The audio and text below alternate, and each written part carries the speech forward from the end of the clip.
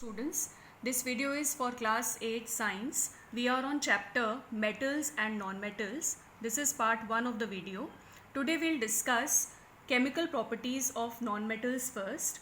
Chemical properties of non-metals means how the non-metals react with metals or with non-metals. Actually, non-metals are more reactive with metals. For example, chlorine is a non-metal. Now it reacts vigorously with this sodium because sodium naturally is a very highly reactive metal. So it forms sodium chloride, okay, or sodium reacts very fast with oxygen. Oxygen is a non-metal and the non-metal reacts with the metal very fast, okay, and it forms sodium oxide, right. Now let us discuss how the non-metals react with other non-metal. These are the chemical properties. For example, we begin with the first reaction, that is action of air. First reaction is action of air on the non-metals. There is a non-metal which is known as phosphorus. White phosphorus is a very reactive non-metal.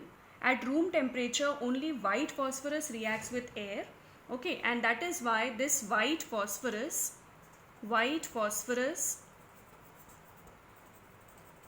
is stored in water. White phosphorus is stored in water. Why it is stored in water? Because it reacts very fast with air. Rest of the non-metals, they don't react very fast with oxygen, okay, and we need to heat them, right. So white phosphorus, there are very other varieties of phosphorus also, like red phosphorus, black phosphorus, but white phosphorus is a reactive one, reactive non-metal, and that is why it is stored in water, because if you keep it in air, it will react very fast, right. Now let us see some of the reactions like hydrogen and oxygen. Hydrogen is a non-metal, oxygen is a non-metal, and they combine and form water. This is a very common reaction, everybody knows this. Hydrogen burns with a pop sound, okay, and it forms water. Hydrogen reacts with oxygen and forms water. Then another reaction is carbon. Carbon is a non-metal, it reacts with another, it burns in oxygen, okay. If you burn carbon in sufficient supply of oxygen, this is very important. Here complete combustion takes place and carbon dioxide gas is formed. And you have read in combustion chapter also that if carbon burns in insufficient supply of oxygen, insufficient means limited supply of oxygen. If there is insufficient supply of oxygen, then the gas produced is carbon monoxide. This is a very, very important reaction. Here the combustion is incomplete. In limited supply of oxygen, the combustion is incomplete, so carbon monoxide gas is formed, which is a poisonous gas, right. Then another is sulfur. It burns in presence of oxygen, okay. It reacts with air and forms sulfur dioxide gas, right. These are the reactions. These are the reactions of non-metals with air, okay. All these are non-metals, all these are gases, so they react with oxygen and form the corresponding non-metallic oxide. Now let us see the next reaction, that is action of water. Action of water, usually non-metals don't react with water, okay, but there are some which react. For example, chlorine dissolves in water. Chlorine dissolves in water and forms hydrochloric acid. I hope all of you know HCl. HCl is hydrochloric acid. This is 2Cl2, 2H2O forms 4HCl plus oxygen. So usually non-metals don't react with water, but chlorine dissolves in water and forms the acid, okay. In presence of sunlight or heat. So when it is heated, when chlorine is heated, when solution is placed in sunlight, solution of chlorine and water is placed in sunlight or it is heated, it forms hydrochloric acid, HCl, and oxygen gas is evolved. This is usually, we don't have many reactions, but because non-metals don't react with water, but some of the reactions are there. So I have written one reaction of chlorine, right. Then next is we can say when steam is passed over carbon, Another reaction is carbon. This is coke, right? Coke is a form of carbon. Now this is red hot coke, means we take carbon at a very high temperature, and when we do the reaction with steam, this is steam. Naturally the formula of steam will also be H2O. So this is steam. When steam is passed over red hot coke, then what is formed is a mixture. This is CO plus H2 mixture, and this is known as water gas. This is known as water gas, and this water gas has many uses in industries. It is used in industries for manufacturing other substances. So this is CO plus H2. This is a mixture, and this is known as water gas because it is formed from water. That's why the name water gas is given to it, right? Now we come to the next reaction, which is displacement of one metal by another from salt solution. See, in metals we have discussed that more reactive metal displaces less reactive metal from its solution. Here also the same rule is there, that displacement of one metal by another, that is more reactive non-metal is going to displace less reactive non-metal from its salt solution. So for that you should know that which non-metal is more reactive. So fluorine is more reactive than chlorine. Chlorine is more reactive than bromine, and bromine is more reactive than iodine, if I write in their formulas. So fluorine is more reactive than chlorine, chlorine is more reactive than bromine, and then is iodine. So, and all these fluorine, chlorine, bromine, iodine, they are known as halogens. Okay, later on you will study about why the name halogen is given to them. So halogens are, this is known as halogen family. Fluorine, chlorine, bromine, iodine, they belong to halogen family. Now this is their reactivity. Now if the reaction is like chlorine, if chlorine is reacted with 2NaBr, this is sodium bromide, then naturally chlorine is more reactive than bromine. Just now we have studied that chlorine is more reactive than bromine. So chlorine is more reactive than bromine. So chlorine will displace, will kick off this, it will kick this bromine from here out and take its place. So this is known as displacement reaction, and here what is formed is 2NaCl plus Br2 is formed. So this is known as displacement of non-metal. More reactive non-metal by more reactive non-metal displaces less reactive non-metal. Let us see one more equation, then you will understand it. This is Cl2. If it reacts with 2NaI, this is sodium iodide. So when it reacts, naturally chlorine is more reactive than iodine. Here we have studied this in this, that chlorine is more reactive than bromine and also iodine. So chlorine displaces this iodine, and what is formed is 2NaCl plus I2. Iodine is displaced, it is kicked out, and chlorine takes its place. So this is known as displacement reaction. Okay. Generally non-metals don't react with acids and bases under the normal conditions. So we don't study about the reactions of non-metals with acids and bases. Now let us see the next topic, which is uses of metals. Now all of you know that metals are more in number, okay, and naturally metals are very, very useful for us, right? First is copper and aluminium wires. All of you know that copper and aluminium, both of them are good conductors of electricity. See, whenever you learn uses, or whenever you study the uses of metals, you should know that why the particular metal is being used, means what property makes it useful for making wires or any other use, right? So this is good conductors. You should know the reason why the wires are made from copper and aluminium, because copper and aluminium, or we can say metals, are very good conductors of electricity, and copper is a very, very good conductor. Earlier also I told you that silver is the best conductor, and after that comes copper. So copper and aluminium wires are used to transmit the electricity in our homes, okay, everywhere, because they are good conductors of electricity, right? Second use is iron. Now iron is a very, very strong metal. It is a very strong metal, and also it is very economical, right? It is very cheap, it is very economical and very strong metal. That's why we use it in machines, in machine parts. It is used in construction work, in making of bridges, in making of agricultural equipments. In houses also we make windows, and our house windows and doors are also made up of iron, because it is a strong metal. So that tough metal and strong metal, we need this wherever we need a strong metal, we use iron. Then we come to the next one, iron articles. This is iron, aluminium and copper. Iron articles are actually sometimes they are also galvanized. Now what is galvanized? Galvanization is actually coating zinc on iron.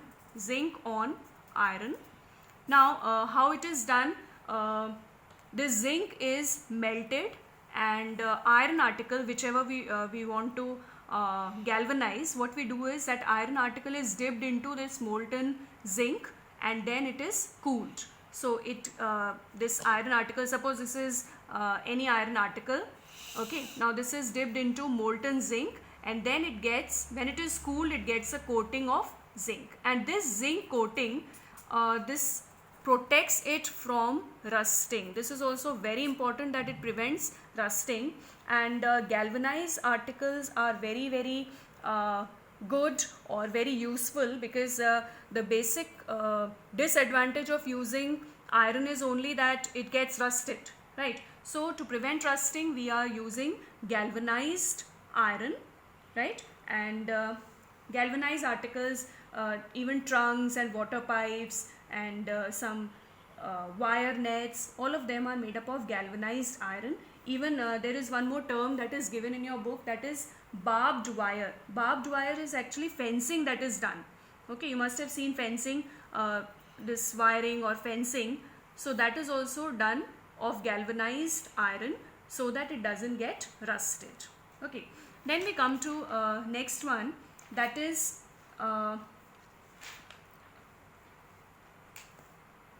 magnesium. Magnesium is also,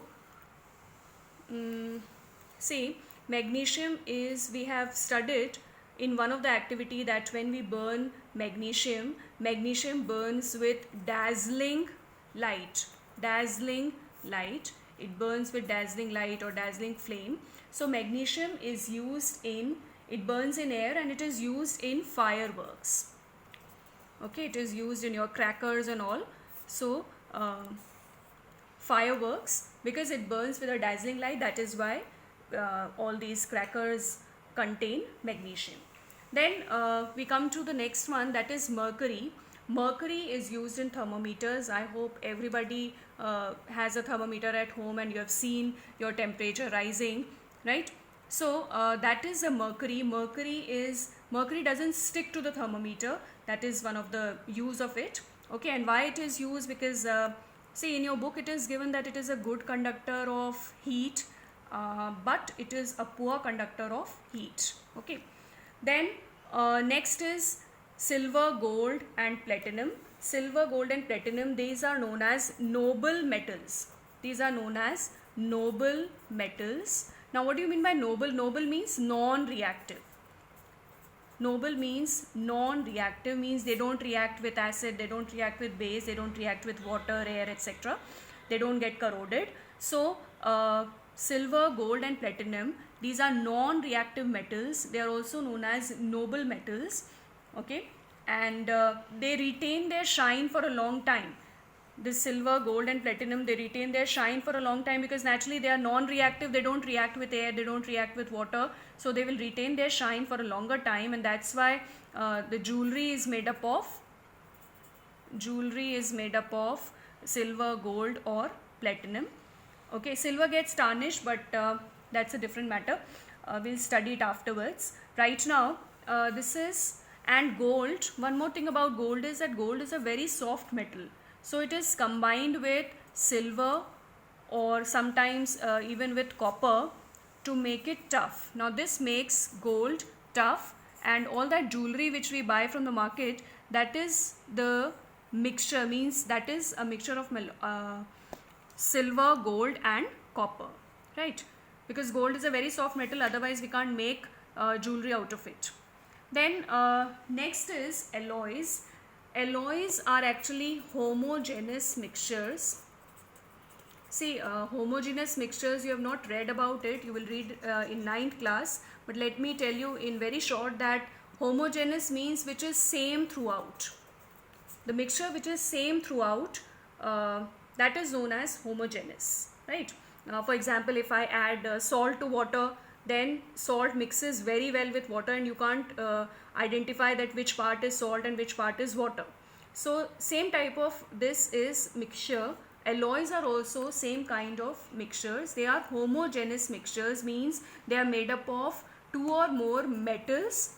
Alloys are made up of two or more metals, or it may be a mixture of metal and a non-metal. Okay, so they are mixed so well, they are such kind of mixtures that you can't identify that this is the metal part and this is the non-metal part.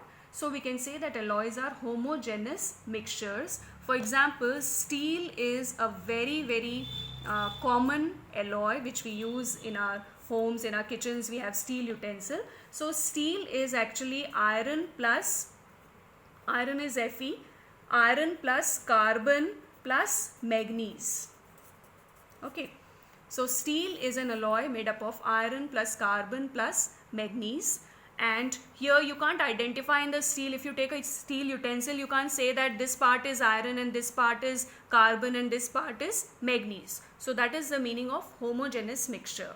Then we have one more common alloy, which is brass. Aligarh is very famous for its brass industry, brass statues and articles. So brass is copper plus zinc. Brass is an alloy of copper and zinc. Then we have bronze medals you have seen, and maybe you have got bronze medals. So those bronze is copper plus tin. Sn is for tin, right? It is an alloy of copper plus tin. So all these are alloys, and alloying is done actually to make the parent metal stronger. Okay, to make the, as we have studied, like this is iron, so iron plus carbon plus manganese. So this steel doesn't get rusted, and it also helps the parent metal to gain more properties. It makes the metal more stronger. So that is why alloying is done. Next we come to aluminium. Aluminium foil is a very useful product. Okay, we have already studied about aluminium foil a lot. So it is aluminium is very light, aluminium is very malleable. That's why it is used in making those foils. And you must have seen the medicines also packed in aluminium packaging. So that foil, aluminium foil, is used for packaging of food, packaging of medicines, etc. Packaging of food, packaging of medicines. Okay, all those tablets, they come in aluminium foil, right? Next comes amalgams. Amalgams are actually made up of mercury. Okay, amalgam is a name given to a mixture which contains mercury. And artificial teeth were earlier, artificial teeth were made up of rather silver or gold. Okay, rich people used to have gold teeth or silver teeth, but nowadays amalgams are used even to fill the cavities. You must have experienced cavities. Those who eat lot of chocolates, they must have already experienced the cavities, and those tooth cavities are filled with amalgams. And what is amalgam actually is, amalgam is like if mercury is mixed with silver, okay, and then the filling of the tooth cavity is done. This is mercury plus silver is known as amalgam. Or we can say tin plus mercury, Hg is mercury. So tin plus mercury is also known as amalgam. So wherever you have mercury in the mixture, we call it as amalgams. So the cavities are filled with amalgams and the treatment of tooth cavity is done. Thank you.